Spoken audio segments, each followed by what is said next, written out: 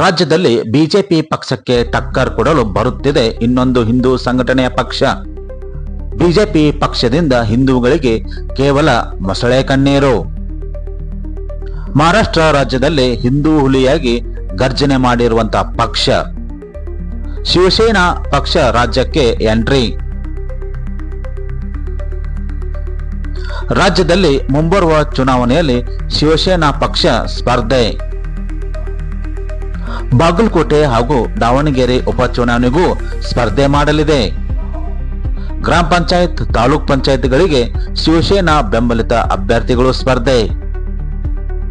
ಶಿವಸೇನಾ ಪಕ್ಷದ ಜಿಲ್ಲಾಧ್ಯಕ್ಷರಾದ ಸಿದ್ದಲಿಂಗ ಮಹಾಸ್ವಾಮೀಜಿಗಳು ಹೇಳಿಕೆ. ಬಾಗಲಕೋಟೆಯ ನಗರದಲ್ಲಿ ಮಾಧ್ಯಮಗಳಿಗೆ ಹೇಳಿಕೆ ನೀಡಿದ ಸ್ವಾಮೀಜಿ. ಕಾಂಗ್ರೆಸ್ ಹಾಗೂ ಬಿಜೆಪಿ ಪಕ್ಷದ ವಿರುದ್ಧ ವಾಗ್ದಾಳಿ ನಡೆಸಿದ ಸಿದ್ದಲಿಂಗ ಶ್ರೀಗಳು. ರಾಜ್ಯದಲ್ಲಿ ಹಿಂದೂಗಳ ಮೇಲೆ ಮುಸ್ಲಿಂ ಸಮುದಾಯದಿಂದ ದೌರ್ಜನ್ಯ ನಡೆಯುತ್ತಿದೆ.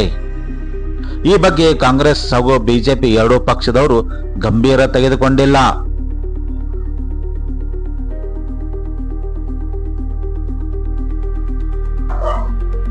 ಚುನಾವಣೆ ಸಮಯದಲ್ಲಿ ಮಾತ್ರ ಹಿಂದೂ ನೆನಪು, ಅಧಿಕಾರ ಬಂದಾಗ ಮತ್ತೆ ಮುಸ್ಲಿಮರ ಓಲೈಕೆ. ಹೀಗಾಗಿ ಕಾಂಗ್ರೆಸ್ ಹಾಗೂ ಬಿಜೆಪಿ ಪಕ್ಷಗಳ ಪರ್ಯಾಯವಾಗಿ ನಮ್ಮ ಪಕ್ಷ ಸ್ಪರ್ಧೆ ಮಾಡುತ್ತಿದೆ.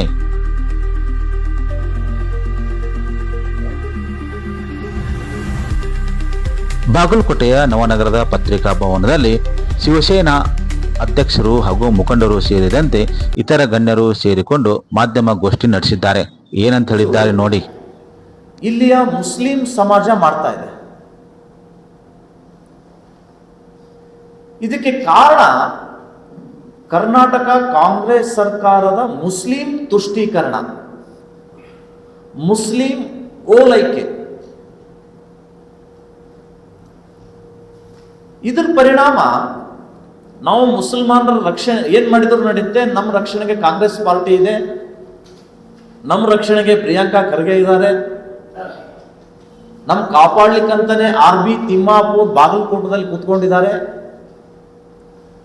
ಹೀಗಾಗಿ ಬೇಕಾದ್ ಮಾಡಿದ್ರು ನಡೆಯುತ್ತೆ ಅನ್ನುವ ಕಾರಣಕ್ಕಾಗಿ ಸಾವಿರಾರು ಜನರ ಮಧ್ಯೆ ನಡೆಯುವಂತಹ ಶೋಭಾಯಾತ್ರೆ ಮೇಲೆ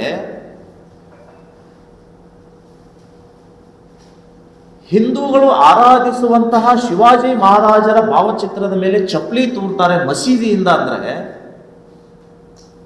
ಇದು ಪಂಕಾ ಮಸೀದಿನೋ ಅಥವಾ ಪತ್ತರ್ ಫೇಕ್ ಮಸೀದಿನೋ? ಮಸೀದಿಯಲ್ಲಿ ಶಾಂತಿಗಾಗಿ ಪ್ರಾರ್ಥನೆ ಮಾಡ್ಲಿಕ್ಕೆ ಹೋಗ್ತಾರೆ ಅಂತ ನಾವು ಕೇಳಿದ್ದೇವೆ. ಆದ್ರೆ ಅಲ್ಲಿ ಕಲ್ಲು ಸಂಗ್ರಹಗಳು, ಚಪ್ಪಲಿಗಳು ಇಟ್ಕೊಳ್ತಾರೆ ಅಂದ್ರೆ ಅದು ಮಸೀದಿ ಆಗಿರ್ಲಿಕ್ಕಿಲ್ಲ.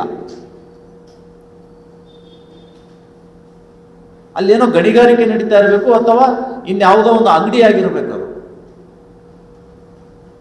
ನಿರ್ಭೀತಿಯಿಂದ ಪೊಲೀಸರು ಎದುರುಗಡೆ ಇದ್ರೂ ಕೂಡ ಇವ್ರು ಚಪ್ಪಲಿ ತೂರ್ತಾರೆ, ಕಲ್ಲು ತೂರ್ತಾರೆ ಅಂದ್ರೆ ಇವ್ರ ಭಯ ಯಾರ ಮೇಲೆ ಇದೆ? ಇವ್ರದು ಸಂವಿಧಾನದ ಮೇಲೆ ಭಯ ಇಲ್ಲ, ಪೊಲೀಸ್ ಕಾನೂನು ಯಾವುದೂ ಇಲ್ಲದೇನೆ ಇವತ್ತು ಇವರು ಹಿಂದೂಗಳ ಭಾವನೆಗಳನ್ನ ಕೆರಳಿಸುವುದಕ್ಕಾಗಿ ನಿರಂತರವಾಗಿ ಹಿಂದೂ ಸಮಾಜದ ಮೇಲೆ ದಾಳಿ ಮಾಡ್ತಾ ಇದ್ದಾರೆ. ರಕ್ಷಣೆಗೆ ನಿಂತಹ ಪೊಲೀಸ್, ಜಿಲ್ಲಾ ಪೊಲೀಸ್ ವರಿಷ್ಠಾಧಿಕಾರಿಗೆ ತಲೆ ಹೊಡಿತಾರಂದ್ರೆ ಎಲ್ಲಿಗೋಯ್ತು ನಮ್ಮ ಕಾನೂನು ಸುವ್ಯವಸ್ಥೆ? ಯಾರು ಪ್ರಶ್ನೆ ಮಾಡ್ಬೇಕಿದ್ದನ್ನ?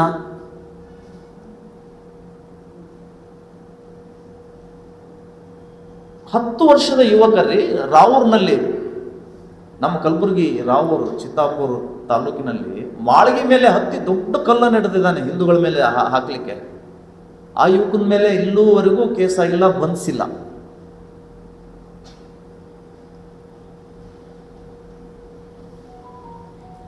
RB ತಿಮ್ಮಾಪುರ್ ಅವರು ಇತ್ತೀಚೆಗೆ ಒಂದು ಸ್ಟೇಟ್ಮೆಂಟ್ ಕೊಟ್ಟಿದ್ದರು, ತಮ್ಮ ಗಮನಕ್ಕೆ ಇರಬೇಕೇನೋ. ಈ ರಾಜ್ಯ, ಈ ದೇಶ ದಲಿತರು ಮತ್ತು ಮುಸಲ್ಮಾನರು ಆಳ್ವಿಕೆ ಮಾಡಬೇಕು ಅಂತ. ನಿಮ್ಮ ಒಂದೇ ಒಂದು ಹೇಳಿಕೆಗೆ ಇವತ್ತು ಮುಸ್ಲಿಮರ ಆಳ್ವಿಕೆ, ಮುಸ್ಲಿಮರ ದೌರ್ಜನ್ಯ ಹೇಗೆ ನಡೀತಾ ಇದೆ ಅನ್ನುವಂಥದ್ದು ನೀವು ಅವಲೋಕನ ಮಾಡ್ಕೊಳ್ಬೇಕು ತಿಮ್ಮಾಪುರ್ ಅವರು.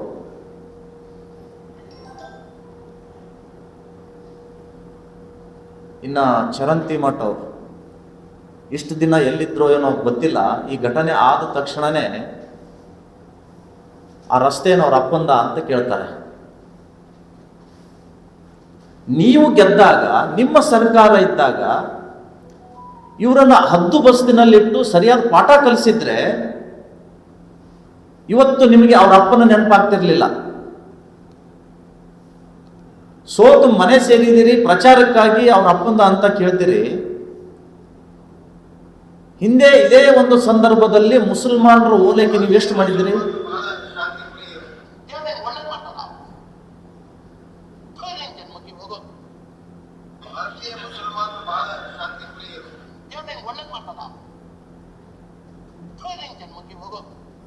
ಅಧಿಕಾರ ಇದ್ದಾಗ ಗೆದ್ದಾಗ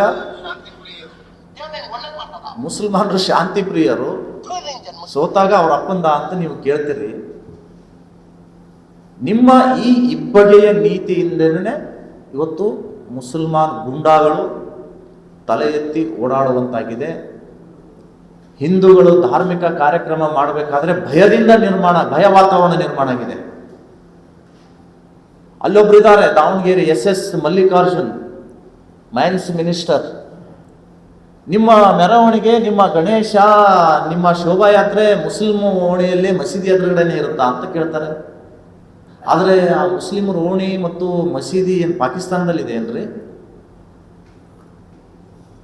ಇವರೆಲ್ಲ ಕಾಂಗ್ರೆಸ್ಸಿನ ಬ್ರದರ್ಸ್. ಹೀಗಾಗಿ ಇವತ್ತು ಹಿಂದೂಗಳು ಭಯದಿಂದ ಜೀವನ ಮಾಡಬೇಕಾಗಿದೆ. ಶಿವಸೇನಾ ಪಕ್ಷ ಇದು ಉಗ್ರವಾಗಿ ಖಂಡಿಸ್ತದೆ. ಈ ಮಸೀದಿ ಅವ್ರಿಗೆ ಕರೀತಾರೇನ್ರಿ ಅವರು? ಕರೆಯೋದಿಲ್ಲ. ಅವರು ಯಾರು ಸಾತ್ವಿಕ ಇರ್ತಾರೆ ಅವ್ರಿಗೆ ಕರೀತಾರೆ. ಯಾರು ಸಾತ್ವಿಕ ಮುಸಲ್ಮಾನರು ಇರ್ತಾರೆ, ಶಾಂತಿ ದೂತರು ಇರ್ತಾರೆ, ಅದು ಅವ್ರ ಸಂಘಟನೆಗೆ ಬಿಟ್ಟಂತ ವಿಚಾರ ಇದೆ.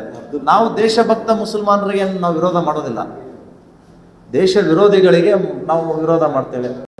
ಮಸೀದಿ ಮೇಲಿನ ಗುಂಗಾ ಸೌಂಡ್ ಬರುತ್ತೆ ಅಂತ ನಿಯಮ ಮಾಡಿದ್ರೆ, ಆದರೆ ಮಹಾರಾಷ್ಟ್ರ ಮಾದರಿಯಲ್ಲಿ, UP ಮಾದರಿಯಲ್ಲಿ ಕೆಳಗೆ ಇಳಿಸಿದ್ರ ನಾವು ಒಂದೇ ಒಂದು ಕೇಸ್ ಮಾಡಿಸಿದಿರಾ? ಗೋಹತ್ಯೆ ಬಗ್ಗೆ ಪ್ರಣಾಳಿಕೆ ಒಳಗೆ ಹೇಳ್ತೀರಿ. ಎಲ್ಲಿ ಅಕ್ರಮ ಕಸಾಯಿಖಾನೆಗಳು ಮುಚ್ಚಿದ್ದಾರೆ ಇವರು ಅಧಿಕಾರ ಇದ್ದಾಗ ಹೇಳಿ.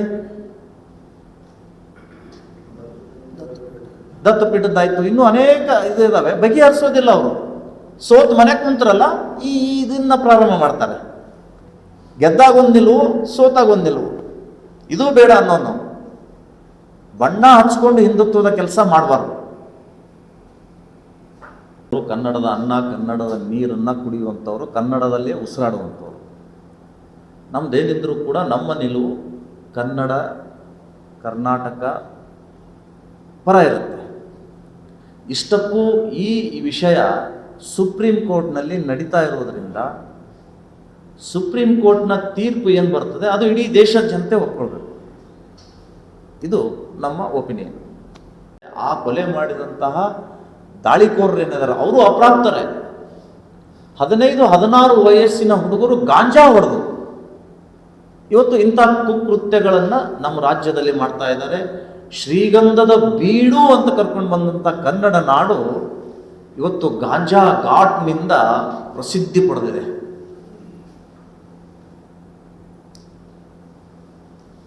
ಅಸಮರ್ಥ ಹೋಮ್ ಮಿನಿಸ್ಟರ್,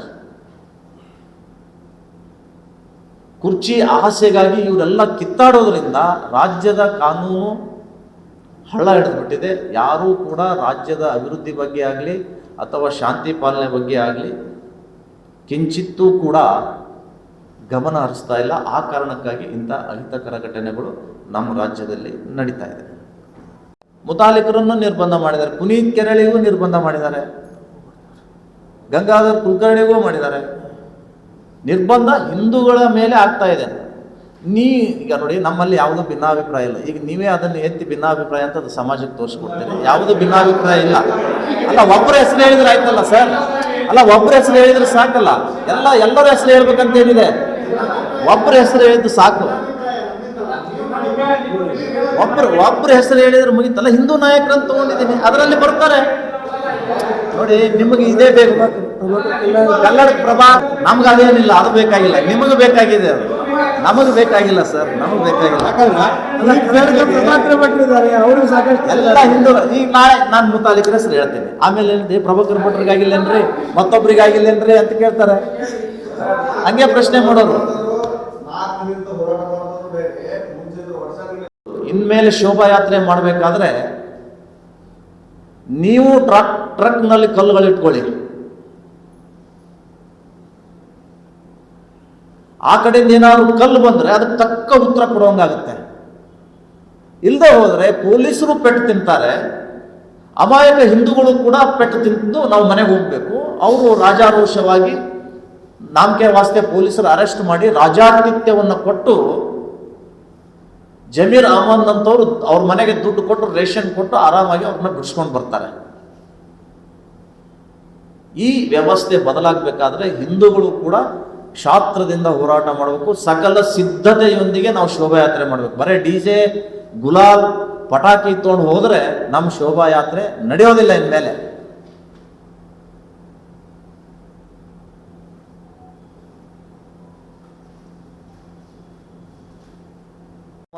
ಪಕ್ಷದ ಅಭ್ಯರ್ಥಿ 3-4 ಜನ ನಮಗೆ ಸಂಪರ್ಕ ಮಾಡಿದ್ದಾರೆ. ಅದರಲ್ಲಿ ಯಾರು ಯೋಗ್ಯವಾಗಿದ್ದಾರೆ ನೋಡಿಕೊಂಡು ನಾವು ಪ್ರತ್ಯೇಕವಾಗಿ ಇಲ್ಲಿ ಚುನಾವಣಾ ಕಣಕ್ಕೆ ಇಳಿಸ್ತೇವೆ, ಮಾಡಿಸ್ತೇವೆ. ಪ್ರತ್ಯೇಕವಾಗಿಯೇ ಮಾಡಿಸಿ ನಾವು ನಿಲ್ಲಿಸ್ತೇವೆ. ಅಲ್ಲ, BJPಗೆ ಯಾಕೆ ತೊಂದರೆ ಆಗುತ್ತೆ? ನಾವು ನಿಲ್ಲಿಸಿದ್ದು BJPಗೆ ತೊಂದರೆ ಆಗುತ್ತೆ, BJP ನಿಲ್ಲಿಸಿದ್ರೆ ನಮ್ಗೆ ತೊಂದರೆ ಆಗೋದಿಲ್ವಾ?